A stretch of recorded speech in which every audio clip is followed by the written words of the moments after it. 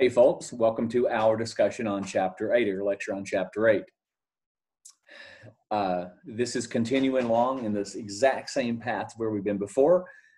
We are still looking at the supply and demand model, and we are still applying supply and demand to different public policies that we might want to understand better. As we progress, I hope you, again, continue to kind of understand and appreciate the supply and demand model. And I hope you start to kind of think about it and see places in life, in your own private life or in your job, where you can kind of understand situations using supply and demand and think kind of more rigorously or more carefully about what's happening with that supply demand model in your mind, helping you think carefully through different public policies. But I will say this is a short chapter. This is not going to be a long video. This is going to be one of the shorter ones.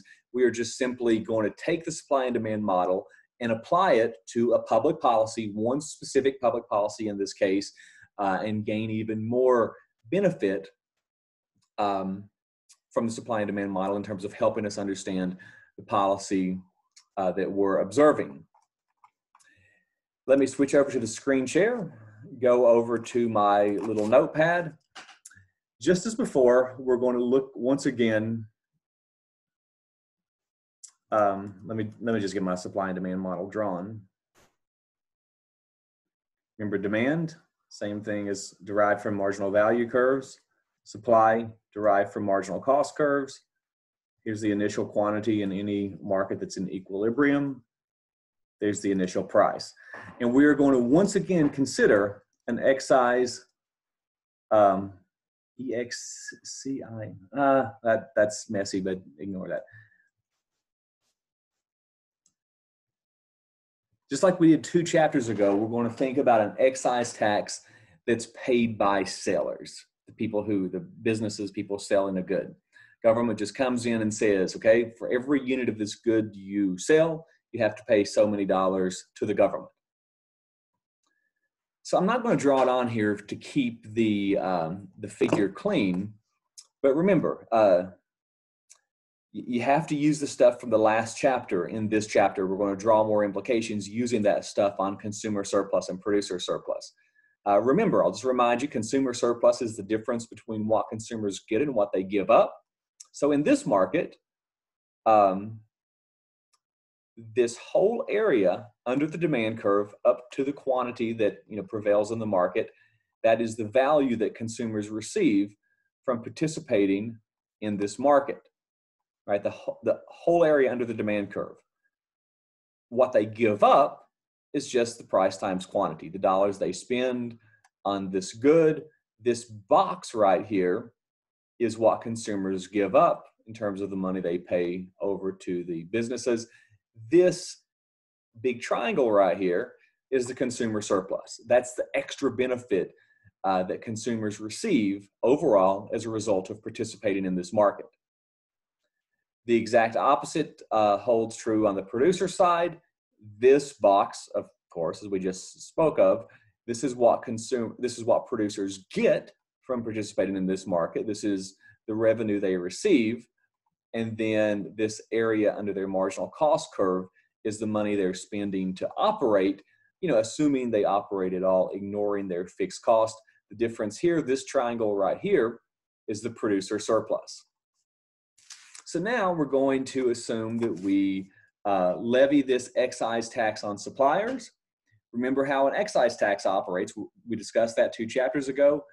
It will just simply increase the marginal cost by the amount of the tax. This will become the supply curve with the tax. The distance, the vertical distance between the 2 curves is equivalent to the tax because the marginal cost is just going up by the amount of the tax. The tax is just another part of that marginal cost that firms face.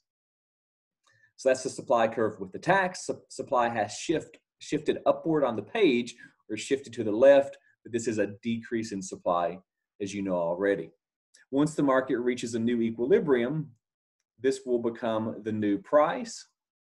But remember, as we discussed before, even though that's the price, the sellers have to pay this tax over to the government. So this is the price that sellers keep. The price that sellers keep. This, of course, becomes the new quantity.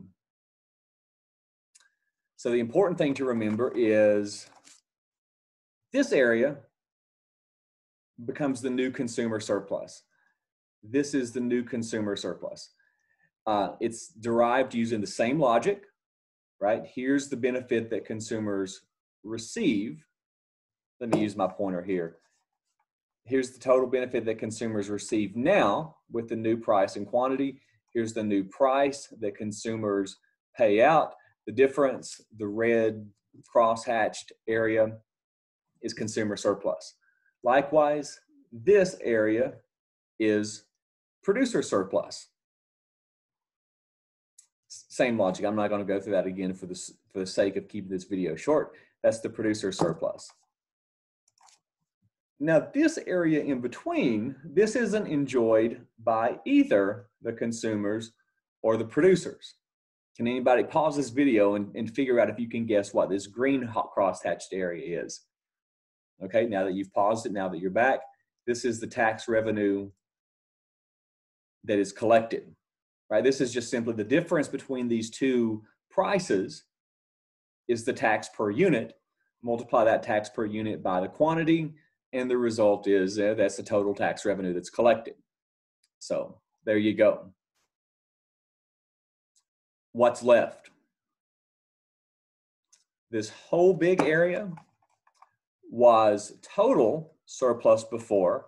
It was the sum of consumer and producer surplus before. Now consumer surplus has shrunk, producer surplus has shrunk. We've depicted tax revenue in the mix. The difference is this area right here.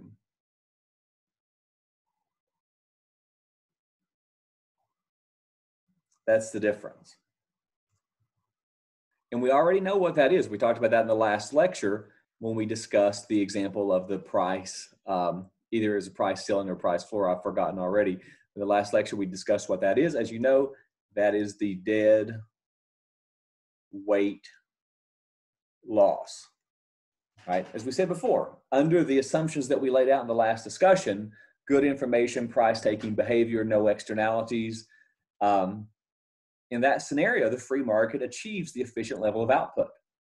But this government intervention, this tax, is distorting the market.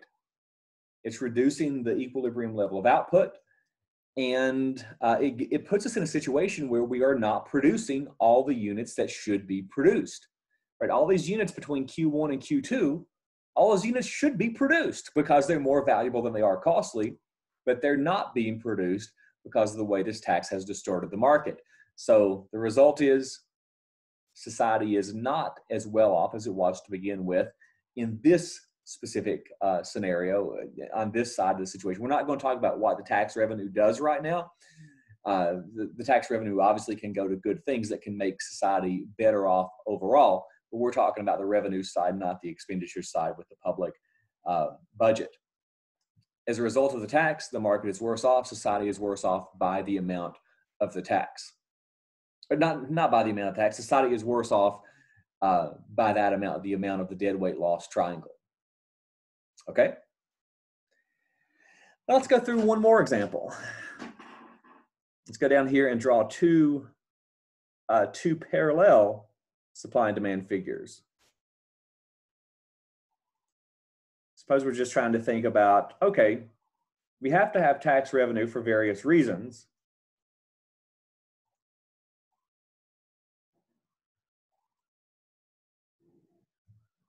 We have to have tax revenue for various reasons, but where should we levy taxes? Where should we levy taxes? Let's consider two possibilities.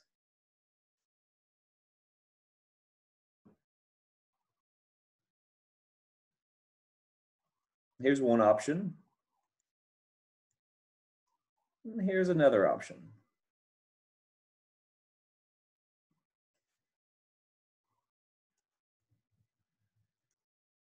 In both cases, we start out at P1 and Q1.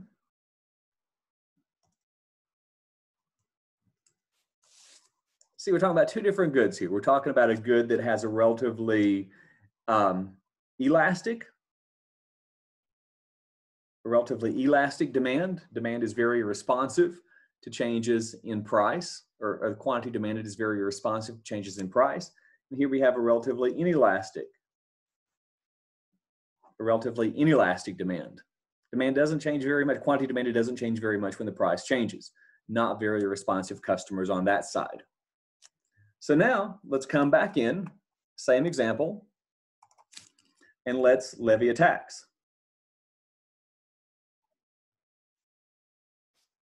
S with tax. Here's the new quantity, or here's the new equilibrium point, point B, and we'll try to make it the same. We'll try to make it look the same over here. S with tax. Here's point B.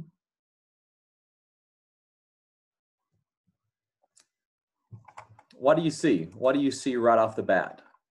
I should have used a different color for dead. I liked it that I used black for dead weight loss before. I thought that seemed appropriate. Let's use purple.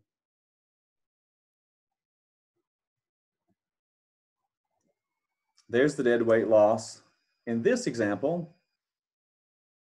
And here's the dead weight loss in that example. I'm drawing the dead, I'm not going to go through all these steps because, you know, everything's the same. Everything that I did before in terms of explaining kind of how we think about the dead weight loss or how we arrive at the dead weight loss, that's all the same. So I'm just going to get right to it and just draw the dead weight loss triangles in the same way that we did before.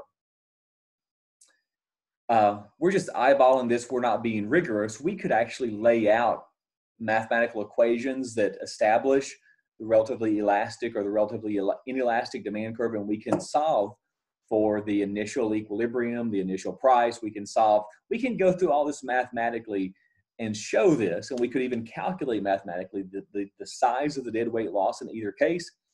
But for this class, since this is just a boot camp class where you are just getting the basics of what economics is and how it works and how it's applicable, I'm just going to have you eyeball it. Just eyeball that. You can see that in this case, the dead weight loss is much lower. In the case with the elastic demand, the dead weight loss is much higher. So this provides important implications for us. We have to have tax revenue, of course. We have to have tax revenue. We're not going to discuss that here in great detail since this is not a public policy course, but I think it's pretty obvious that for various reasons we have to have tax revenue. And we know that raising tax revenue, at least in most cases, generates inefficiencies in markets. We just depicted 1 second ago about how that inefficiency can be thought of when a tax reduces output and, you know, distorts the good outcome that the free market generates. So with taxes, we the spending goes to good things, but the taxes themselves are bad. So in designing tax policy, the question becomes how to minimize those distortions or how to minimize those losses associated with taxes. So we want to raise a given amount of tax revenue with the least distortions, the least inefficiencies created possible. And so we find here that this is the way to go, right? This is the good implication. That's a really funky looking star I see, but just that's a star to indicate that's the good outcome that we hope for. We want to levy taxes in ways that minimize distortions, and we find that, well, levying taxes on goods that are more inelastic in demand, well, that's a good way to go. That's a good option. That minimizes those dead weight losses compared to levying taxes on goods that are more elastic in demand. That makes sense. So one implication that we can draw really simply is makes sense for us to levy taxes on goods that are more inelastic in demand. Avoid taxing goods that are more elastic in demand. That's part of the design of a good tax system.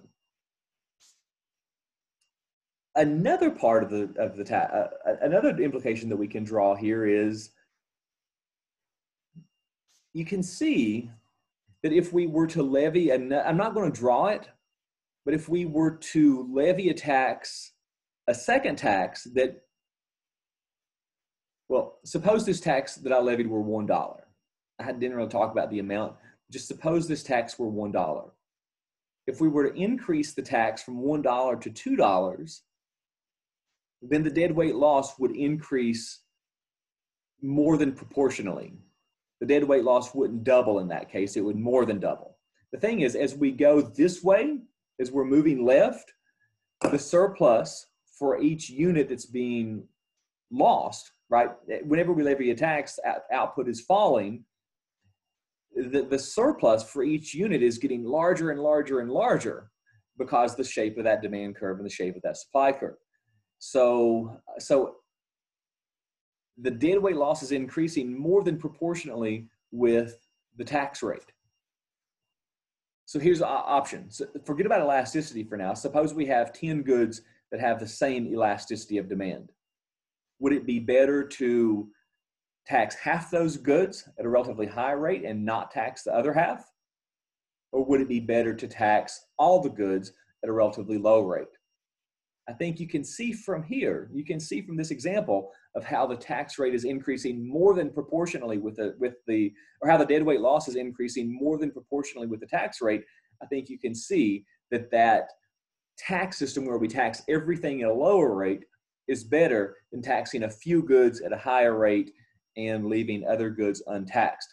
This actually takes us to what we consider to be a classic principle of tax policy, which is tax with a broad base, right? The tax base just refers to what we tax.